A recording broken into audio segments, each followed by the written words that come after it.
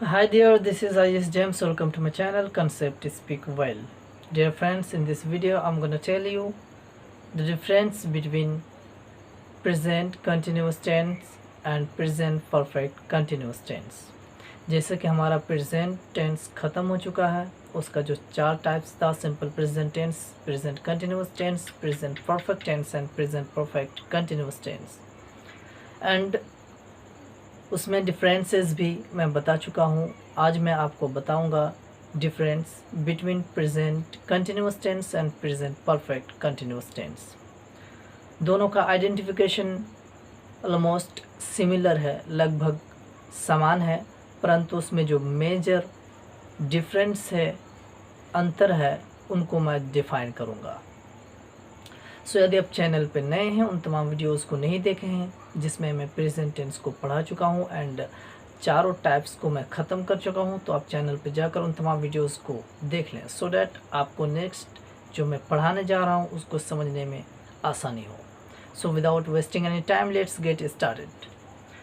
आज मैं आपको बताऊँगा अंतर आइडेंटिफिकेशन के माध्यम से, एंड उसके अंदर एग्ज़ाम्पल भी देकर मैं समझाऊंगा कि उसमें डिफरेंस क्या है, क्या वो मेजर डिफरेंस है जिससे continuous present continuous tense and present perfect continuous tense अलग होता है।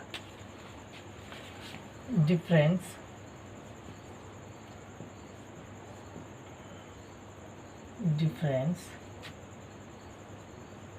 Between present continuous tense and present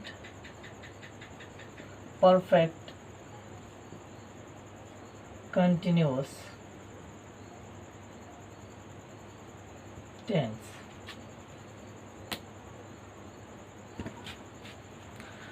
वैसे तो लगभग मैं बता चुका हूँ, इसका आइडेंटिफिकेशन के अनुसार आप समझ सकते हैं कि दोनों का वाक्य के अंत में रहा है, रहे हैं, रही है लगा रहता है, यानी प्रेजेंट कंटिन्यूस टेंस में भी and present perfect continuous tense में भी दोनों का आइडेंटिफिकेशन सिमिलर है लगभग, लेकिन दोनों में मेजर डिफरेंस क्या है, फ़र्क क्या है, अंतर क्या है।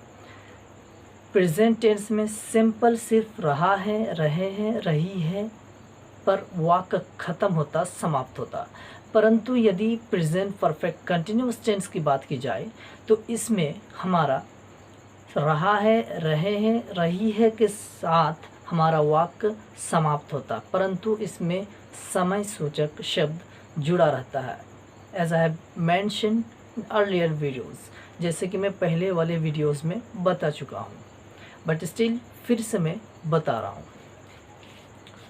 तो इसमें मैं डिफरेंस बता रहा हूँ, इसलिए ये मेजर डिफरेंस आपको याद रखना है कि परफेक्ट टेंस में यानी प्रेजेंट परफेक्ट टेंस में समय सूचक शब्द लगा रहेगा, यानी विथ टाइम डिनोटिंग वर्ड रहेगा इसमें, है ना।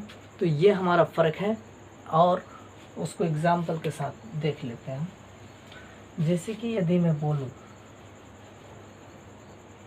कि वो लड़का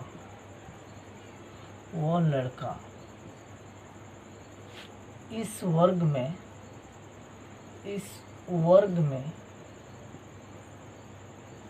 पढ़ रहा है, वो लड़का इस वर्ग में पढ़ रहा है। इस वाक्य की यदि बात की जाए एंड मैं बोलूं कि इस वाक्य को आप बनाएं, ये अफर्मेटिव स्ट्रक्चर्स के अकॉर्डिंग ही बनेगा, लेकिन इसमें कौन सा अफर्मेटिव स्ट्रक्चर को आप लगाएंगे, प्रेजेंट कंटिन्यूस टेंस का या प्रेजेंट परफेक्ट कंटिन्यूस टेंस का, क्योंकि उन्हीं का बात कर रहे हैं। सो यहाँ पर क्या है, वह लड़का इस वर्ग में पढ़ रहा है, तो इसमें टाइम डिनोटिंग वर्ड नहीं है, समय सूचक शब्द नहीं है, इसलिए यह हमारा वाक्य बन जाएगा प्रेजेंट कंटिन्यूस टेंस में। अफर्मेटिव भी है, वो लड़का that boy is reading in this class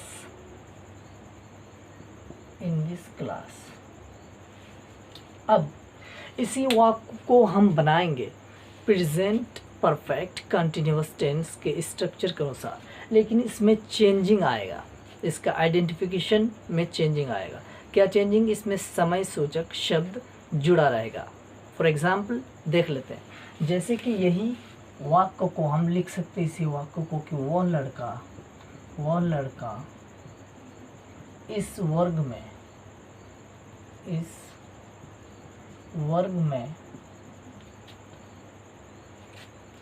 6 महीने से पढ़ रहा है। वो लड़का इस वर्ग में 6 महीने से पढ़ रहा है, और पहले वाला हम क्या बनाएं कि वो लड़का इस वर्ग में पढ़ रहा है। दोनों में डिफरेंस क्या है? इसमें टाइम वर्ड जुड़ा हुआ है, यानी 6 महीना, यही है हमारा समय सूचक शब्द, और यही है मेजर डिफरेंस, है ना। तो इसी को हमको समझना है कि इसमें जिसमें रहा, रहे, रही, है के साथ तो खत्म हो रहा वाक्य, परंतु इसमें समय सूचक शब्द जिस वाक्य में जुड़ा रहेगा तो वह वाक्य हमारा बनेगा प्रेजेंट परफेक्ट कंटिन्यूअस टेंस के स्ट्रक्चर्स के अनुसार। सो इसको हम प्रेजेंट कंटिन्यूअस टेंस के स्ट्रक्चर से नहीं बना सकते, वरना वह सेंटेंस हमारा रॉन्ग हो जाएगा। इसलिए हम इसको बनाएंगे प्रेजेंट परफेक्ट कंटिन्यूअस टेंस के स्ट्रक्चर के अनुसार। So that boy has been, जैसे कि इसका स्ट्रक्चर मैं बता चुका हूँ, हैज़ एंड हैव बीन वगैरह का प्रयोग होता है। यदि आप नहीं देखे हैं तो जाकर उन तमाम वीडियोज़ को देख लें प्लीज़। तो that boy has been reading in this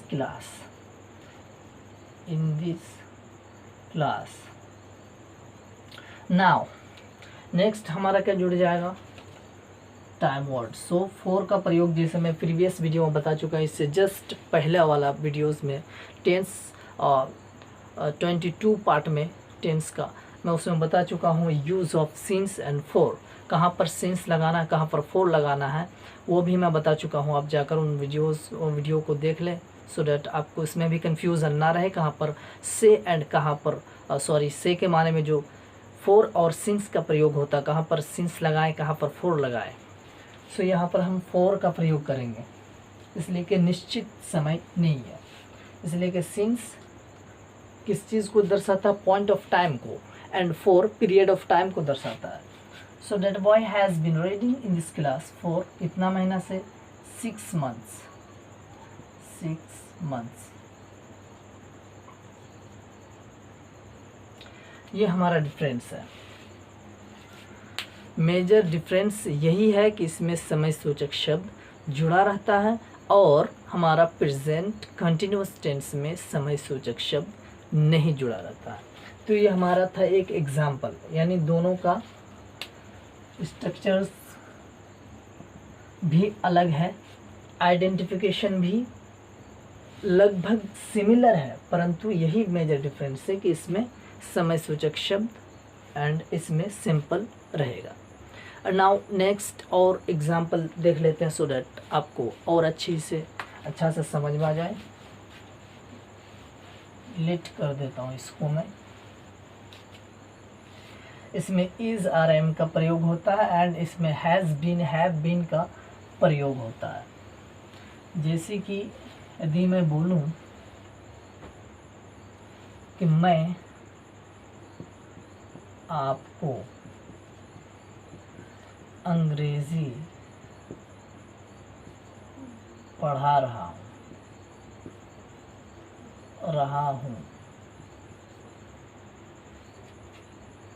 मैं आपको अंग्रेजी पढ़ा रहा हूँ। पर फर्स्ट वाला हम बनाए अफर्मेटिव से, अब निगेटिव से भी बना लेते हैं। अंग्रेजी नहीं पढ़ा रहा हूँ मैं लगा देता हूँ, सो निगेटिव का भी देख लेते हैं।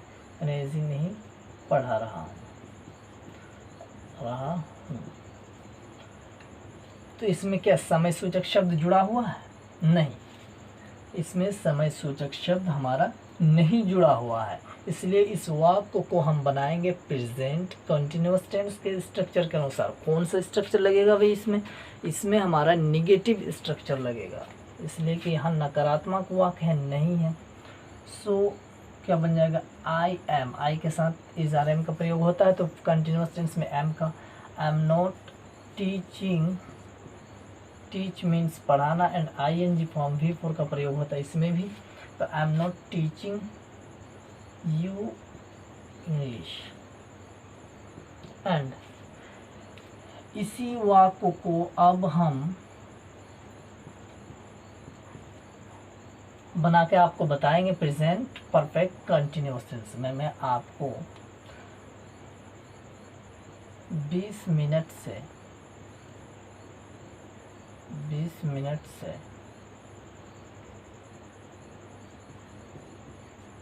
अंग्रेजी नहीं पढ़ा रहा हूँ। दोनों में डिफरेंस क्या है? डिफरेंस सिर्फ यही है, 20 मिनट्स जो है, 20 मिनट, ये समय को दर्शा रहा है, समय को बता रहा है। यहाँ पर सिंस का प्रयोग करके हम दिखा देते हैं। मैं आपको सुबह से यहाँ पर लिख देते हैं, सुबह से या शाम से, पार्ट्स ऑफ द डे, उसके साथ भी जैसे कि मैं बता चुका हूँ कि सिंस का प्रयोग होता है। तो इसका क्या बन जाएगा, आई हैव, इसलिए कि आई के साथ हम हैव का प्रयोग करते हैं। I have not been teaching you English since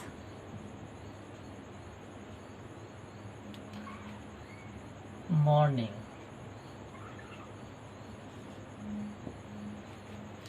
इस प्रकार से हम तमाम वाक्यों को, चाहे अफर्मेटिव में हो, इंटेरोगेटिव में हो, इंटेरोगेटिव निगेटिव में हो, WH क्वेश्चन में हो, WH क्वेश्चन निगेटिव में हो, किसी भी प्रकार के वाक्यों को बहुत ही इजीली हम आइडेंटिफाई कर सकते हैं, पहचान सकते हैं कि वह वाक्य हमारा प्रेजेंट कंटिन्यूअस टेंस में है या प्रेजेंट परफेक्ट कंटिन्यूअस टेंस में है।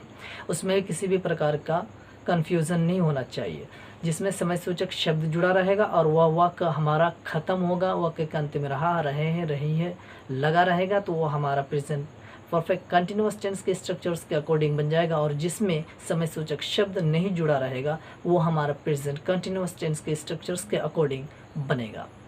सो आई होप दोस्तों आपको समझ में आया होगा। यदि ये वीडियो पसंद आए तो लाइक करें, शेयर करें, and don't forget to subscribe my channel and please press the bell icon, ताकि मैं हमेशा की तरह वीडियो अपलोड करता रहूं और आपको नोटिफिकेशन मिलता रहे।